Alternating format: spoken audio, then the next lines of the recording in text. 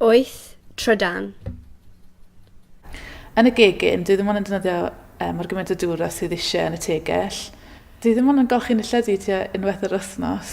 A dwi ond yn neud amser mae fe'n dydd braf, fel bod fi'n gallu sychu'n illedi mas tu fas, achos mae lot o fe'n neud gyda costau, achos fi'n gwybod bod cost i gael i roi'r gwresogydd mlaen ac i sychu'n illedi ar y radiator. Amser dwi'n coginio, dwi'n trio amseru popeth i cael ei goginio'r un pryd. O ran y tŷ, ni wedi gwneud holl insuleiddio, wrth gwrs mae Llywodraeth yn hollol iawn yn annog i ni geisio torri lawr ar ddefnydd y trydan.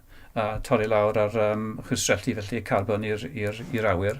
I ni wedi defnyddio'r bylbiau ni defnydd ni isel iawn wrth gwrs a cael offer trydan effeithlon iawn.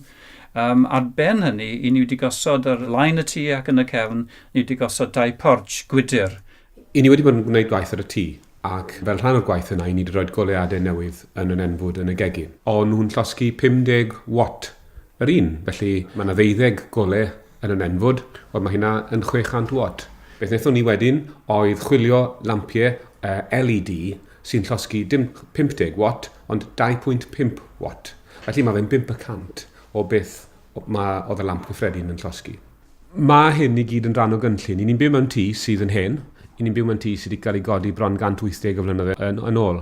A un o'n amcanion ni yw trial torri lawr ar faint o wresogi sydd angen ar hen dŷ. Achos dyn ni ddim eisiau byw mewn tŷ oer. Ond i ni eisiau byw mewn tŷ sydd ychydig o gymeriad iddo fe. Felly, i ni'n gwneud llawer o waith ar y tŷ dros gyfnod o amser mwyn ceisio gwneud y tŷ yn fwy yn ei effeithiol. Ac mi oedd paneli solar yn rhan ohono fe. Mae insuleiddio y tŷ ar y tŷ allan hefyd yn rhan ohono fe.